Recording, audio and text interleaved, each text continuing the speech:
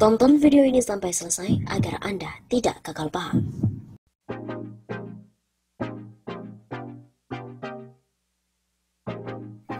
Diduga langgar kode etik, 6 anggota KPU termasuk Ketua Arief Budiman segera disidang.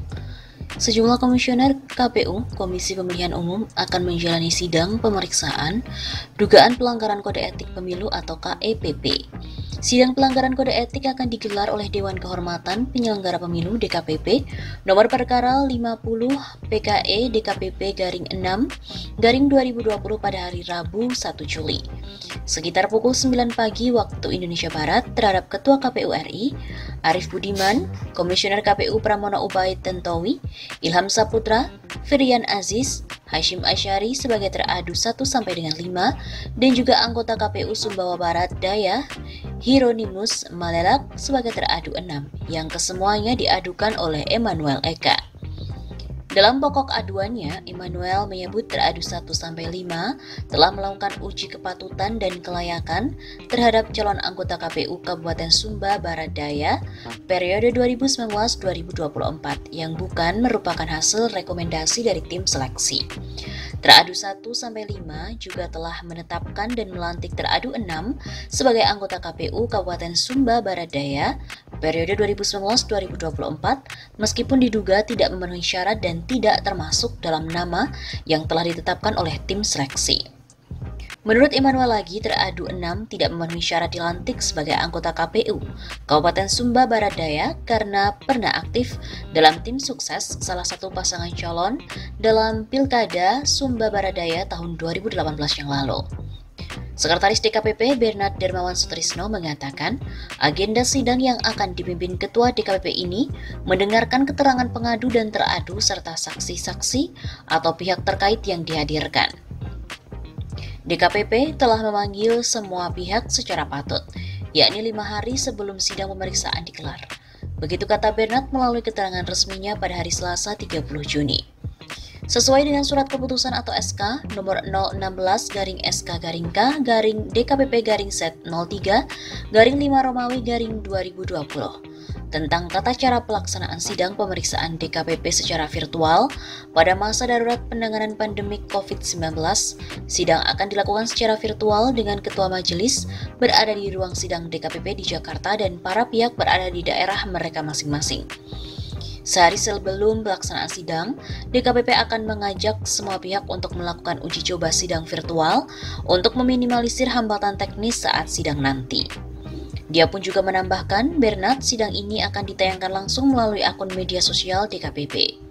Sidang kode etik DKPP bersifat terbuka, artinya masyarakat dan media dapat menyaksikan langsung jalannya sidang pemeriksaan melalui live streaming Facebook DKPP @medsos DKPP dan juga akun YouTube DKPP. Begitu tutupnya. Sebelumnya pernah diberitakan bahwa 4 anggota KPU pimpinannya kembali terkena sanksi peringatan karena telah melanggar kode etik. Dewan Kehormatan Penyelenggara Pemilu atau DKPP kembali menjatuhi sanksi peringatan kepada sejumlah komisioner KPU. Ketua KPU Arief Budiman bersama 3 komisioner KPU lainnya yakni Firian Aziz, Ilham Saputra, dan Pramono Ubaid Tantowi disangsikan karena terbukti melanggar kode etik penyelenggara pemilu. Sanksi tersebut dijatuhi melalui sidang DKPP yang digelar pada Rabu 24 Juni yang lalu.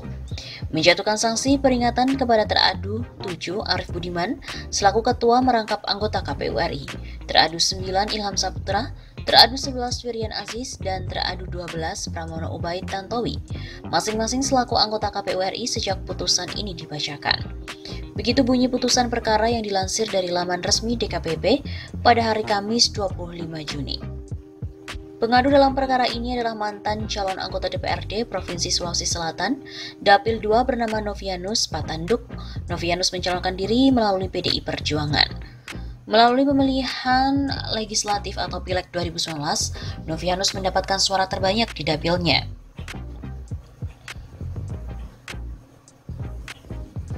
Akan tetapi ia gagal menjadi anggota legislatif lantaran DPP PDIP memberhentikan Novianus sebagai kader partai. Pemberhentian Novianus diduga karena ia melakukan kecurangan dan tak membayar saksi saat pileg. Atas pemecatan dirinya, Novianus tidak terima dan mengajukan upaya hukum melalui Mahkamah Partai. Di saat bersamaan, DPP PDIP mengusulkan kader lain ke KPU Sulsel untuk menggantikan Novianus. Atas saran yang diberikan KPU RI, KPU Sulsel menindaklanjuti permintaan DPP PDIP, yaitu mengganti Novianus melalui penggantian antar waktu atau PAW. Proses penggantian ini dinilai Novianus tak sesuai prosedur sehingga ia mengadukan KPU RI dan KPU Sulsel ke DKPP. Sebab PAW dilakukan ketika proses hukum di Mahkamah Partai masih berjalan. Dalam pertimbangan putusannya, DKPP menilai bahwa sikap KPU RI dalam kasus Novianus tak konsisten. DKPP mengungkap bahwa pernah terjadi kasus serupa yang melibatkan caleg terpilih DPRD Kota Depok, Dapil 6 dari Partai PKB. Saat itu DPP PKB juga memberhentikan caleg itu, tapi KPU RI menyarankan supaya tak dilakukan penggantian sebelum adanya keputusan tetap. KPU Depok pun tidak melakukan PAW. Atas tindakan tersebut, 4 pimpinan KPU RI dinilai melanggar pasal 10A dan pasal 15E Peraturan DKPP nomor 2 tahun 2017 tentang Kode Etik Penyelenggara Pemilu. Pasal itu telah mewajibkan perlakuan sama terhadap peserta pemilu dan mewajibkan penyelenggara pemilu secara profesional. Selain Arif dan 3 komisioner KPU Hasyim Asyari juga menjadi pihak tergugat. Namun Hasyim dinyatakan tidak bersalah dan mendapat rehabilitasi nama. 6 komisioner KPU Sulsel yang juga ikut digugat juga menyatakan tak bersalah dan mendapat pemulihan nama.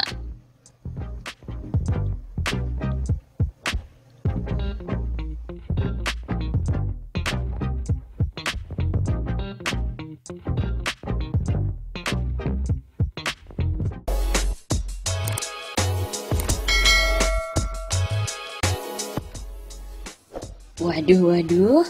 Mengubah hasil pemilu, Komisioner KPU Evi Novida Ginting dipecat.